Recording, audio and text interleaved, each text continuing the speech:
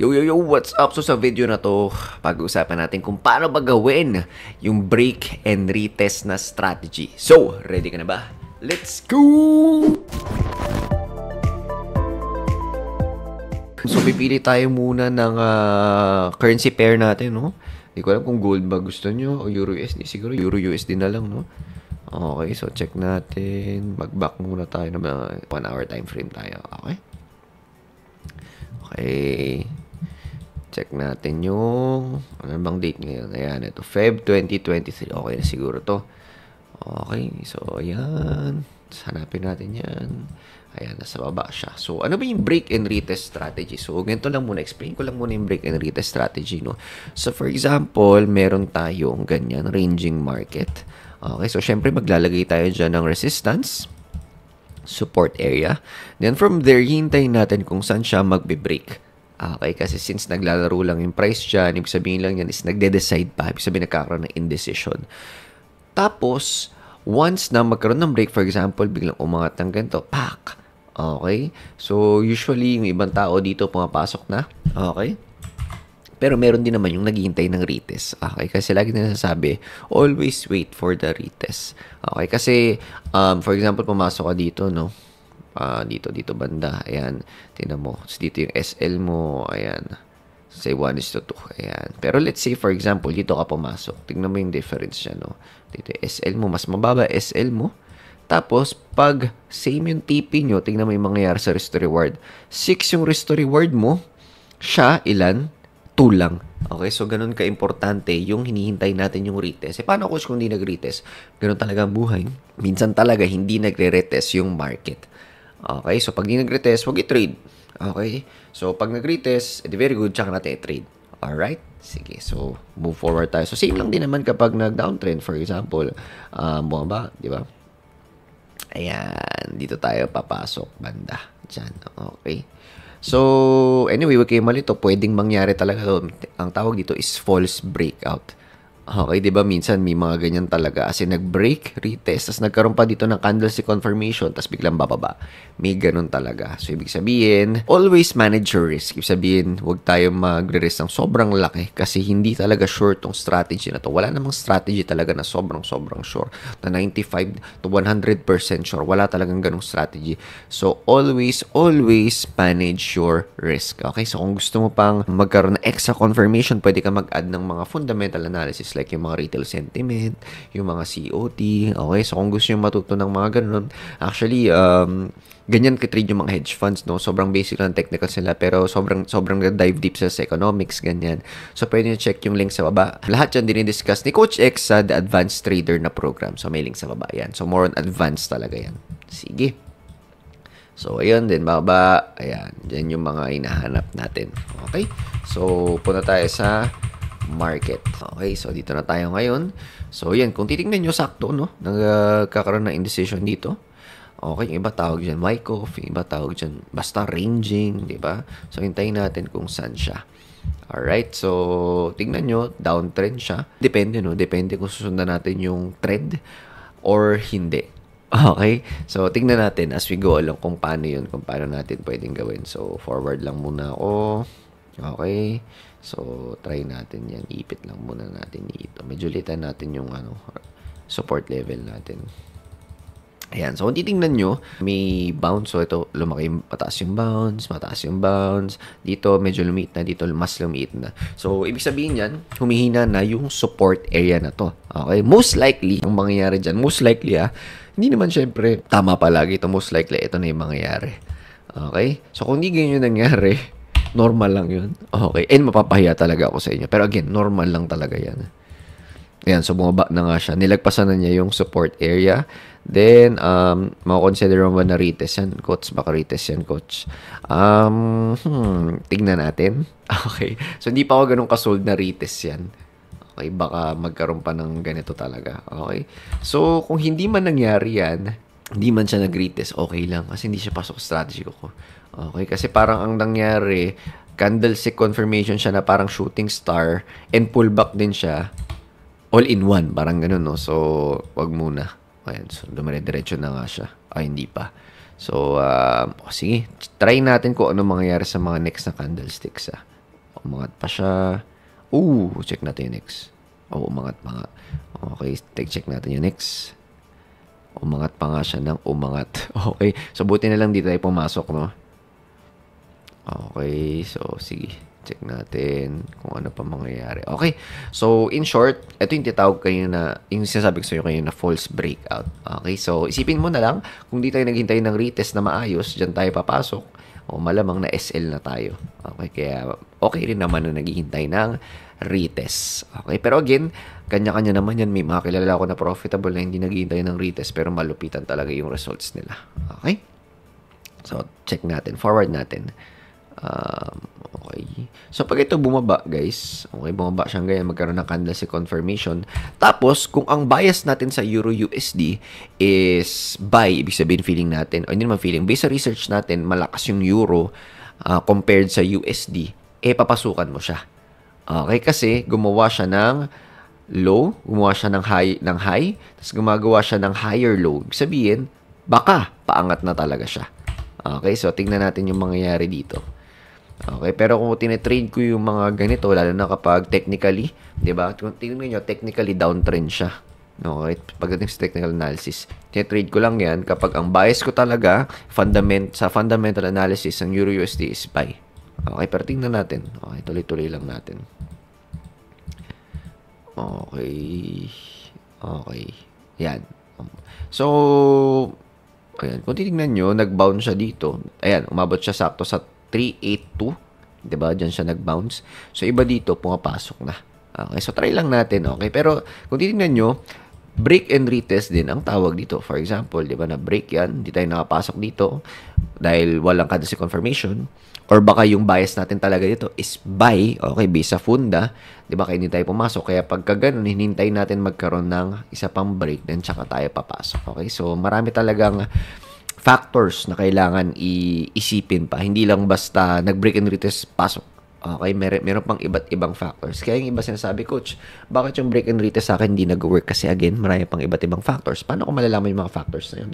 Pwede mag-aaral ka ng funda or more reps pa talaga. Okay?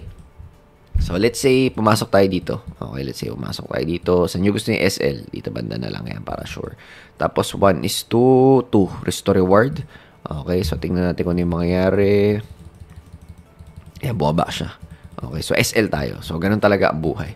Okay, so again, usually, hindi tayo papasok dito kapag hindi buy yung bias natin fundamentally. Okay, kasi technically speaking, downtrend talaga siya.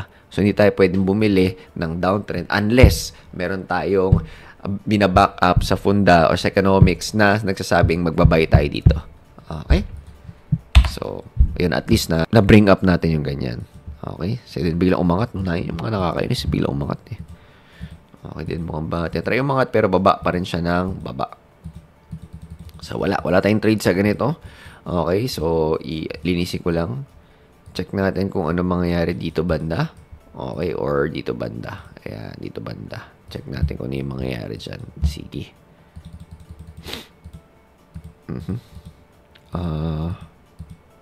Ayan, nag-break na siya dito. Okay, so hintay tayong pullback. Ayan. Opya. Ayan, okay. Ito, ay hindi pa. Wala pang red na candle. Okay. Okay, hindi pa masyado maliit. Okay, green pa rin. Ito. Hindi pa masyado mataas yung wick na yan. Okay, karoon pa ng indecision dito. Ito, tingin nyo. Pinaka-challenge dito, okay naman yung candle, red. Kaya lang, tingnan mo yung wick. Mataas-taas pa rin. Ibig sabihin, malakas pa rin yung buyers. Ayan, so yan na. Ayan, pwede tayo mapasok dito. Okay, coach, paano yun? Kumbaga yung restore reward, mas mababa na. Kasi, ang layo na niya dun sa etong level na to. Yung resistance natin supposedly. Okay lang naman yun. 'Di ba? Ang pinaka-importante is mas sure tayo dun sa papasukan natin. Okay? Coach, wala naman talagang sure. Ayun lang. Depende na sa'yo yan. Okay, kung ano ba yung sure para sa'yo. Okay, so tingnan natin itong 1:2 restore reward. Kung ano mangyayari. Okay, so tinry niya bumaba pero ayaw. Okay. So tingnan natin kung ano yung mangyayari sa mga next. Ayan, bumaba. Ayan, so TP tayo. Okay? So, kung medyo mas malakas loob mo or what, 'di ba? or basta makakita ka ng red, panalo ka sa time na to. Okay? I mean, panalo ka supposedly sa time na to kasi yan, lagi ko dito yung SL, yan, mas mababa. Tapos meron kang nasa, almost 4 yung risk to reward mo. Okay? Pero again, hindi lahat ng times panalo yung isang strategy. Kunyari, makakita sila ng ganyan, sabihin nila, isang beses nakita ko ganyan, nagtuloy-tuloy. Pero syempre, may mga times na kapag nakita ka ng ganyan, hindi magtutuloy-tuloy. So again, depende sa'yo. Gusto mo ba yung sobrang sure ka?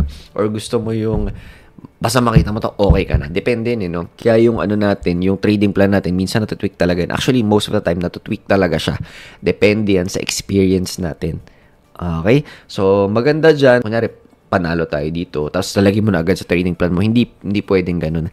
Kailangan, i-testing muna natin siya. Magkaroon tayo ng confidence muna dun sa iti-tweak natin, dun sa trading plan na yun. Okay? So, I hope na-gets nyo ko, no? Okay. So, next tayo. So, yun yung break and retest sa strategy, di ba? Sobrang lupit. So, actually, kung titignan nyo, descending triangle, break, nagkaroon ng break, ang ganda, no? Descending triangle, pak, di ba? Tapos, biglang nag-break, and then nagkaroon ng confirmation candle, and then, pasok. Okay? So, siguro, isa pa munang example. Okay, ayan. So, tingnan natin kung magpo-pullback siya dito banda. Okay, pero, baka hindi muna, no? Kasi, malakas tong level na to. Tingnan natin pagka-pullback niya dito. Then, tsaka natin hintayin na dito tayo pumasok. Okay, tingnan natin kung ano ang mangyayari. Okay, mukhang okay naman. Nag-pullback naman siya. Mukhang paangat naman siya. Ay, bumaba pa. Okay, bumaba. So, dito merong high impact news. Baka, di ko alam. March 7, tapos 11 PM dito sa atin sa Pinas. So, minsan may mga high impact news talaga yan. So, tingnan natin kung ano yung gagawin dito. So, pag may mga ganyan, yung medyo grabe yung galaw ng market, no? Hindi ako nagtitrade talaga dyan. Kasi, yun nga, baka may high impact news. Tapos, di ba, may mga aftershock pa ng high impact news. So, hindi ko talaga siya tinitrade. Yan, titignan mo, medyo magulo pa tong candle na to. Candlestick na yan. So, ayan. So, hintay muna. Hintay. Ayan. Then, tsaka tayo papasok ulit kapag medyo na nahimik na yung market ng konti. So, pwedeng ayan. Lagyan mo ng Fibonacci dyan. Diba? Pababa naman tayo ngayon. Ayan. So, tignan mo, medyo magulo, no? Kagulo tong mga times na to. Diba? Nagkaroon pa ng gap and everything. So, kaya diba yung ibang sinasabi nila, kapag di ka nag-trade, it means naging productive ka. Okay, kasi mas okay nang di ka mag-trade kasi sunod-sunod naman yung mga losses mo. Okay? So, kapag may mga ganyang klaseng market, sobrang magulo, sobrang choppy, sobrang grabe yung mga candles, yung iba naman, happy naman dyan. Okay? Pero ako kasi, mas gusto kong tinitrade yung mga sobrang chill lang na market. Okay? Sobrang chill lang. Yung stable lang, di ba? Yung usual yung ginagawa niya. So, dun ako. So, yung iba, I think, gusto nila yung talagang sobrang grabe yung mga galaw, mga kakaiba, di ba? So, ako hindi ako ganun. Chill lang tayo. Otits gaming na tayo, kumbaga. Okay, so tingnan natin, ha. So, dito, yan, gumawa siya ng bagong support, di ba? So, tingnan natin ulit kung ano yung mangyayari. Okay, ayan. So, sobrang kakaiba yung markets ng mga time na to, no? Okay, lipat natin dito yung ating support level.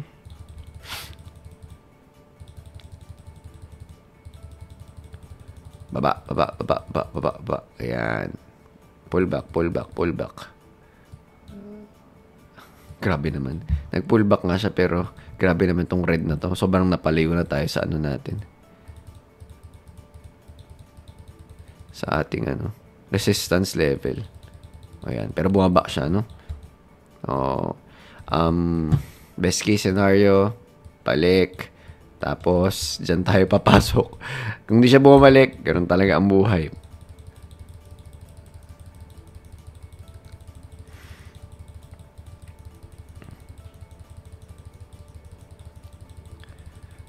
Okay. Ito, grabe yung mga wicks. So, Ayan. So, isa to. Actually, isa to, no? Isa tong break and retest na strategy. Ayan. Tingnan nyo. Break. Retest. Tapos, ito actually maganda tong candlestick na to, no? Ito. Ayan. Or tsaka ito. Ayan. So, at least yan. Tapos, yung SL natin dyan banda.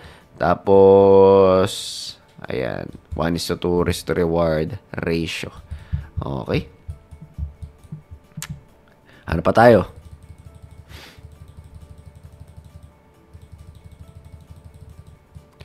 Okay. Check natin dito. Tanggalin natin to. Tingnan natin. Ayan, sige, check natin.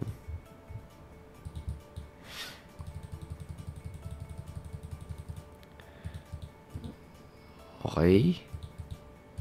Sige. Tayo natin ma-break to.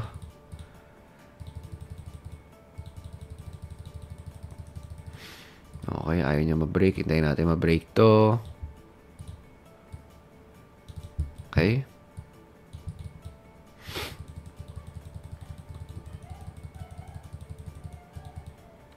Hintay ulit natin ma-break to. Ayan, pullback ka na.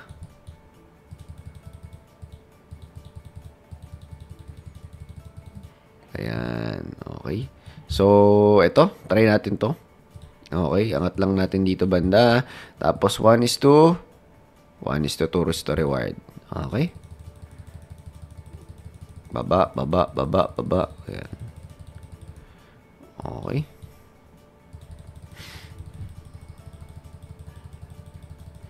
Hindi pa nga nag-TP, 'di ba? Ayan, nag-TP na siya. So, ayun. Doon nagtatapos ang ating break and retest. So, pinaka-technique dyan is number 1, i-practice nyo. Yan. Katulad ginagawa natin ngayon, practice nyo sa TradingView. Ayan, may link sa baba ng TradingView, pwede nyo gawin. Ito kasing 1 hour may paid to, no? So, pwede kayo magbayad, mura lang naman. I think, $13 ata binabayaran ko dito per month. Okay, para sa essential. Yung pinaka-basic na package yun. Yan, pwede nyo i-try. And kung gusto nyo mag-try mag-demo, okay, mag-demo account. Yan, may link tayo sa baba ng Vantage. Yan, ang ating partner na broker, Vantage. And also, if gusto nyo ng course kung paano start mag-trade. Ayan, so meron tayong 30-minute trader program. Meron tayong link sa baba. So, yun lang. Kita-kits tayo sa next video. Bye!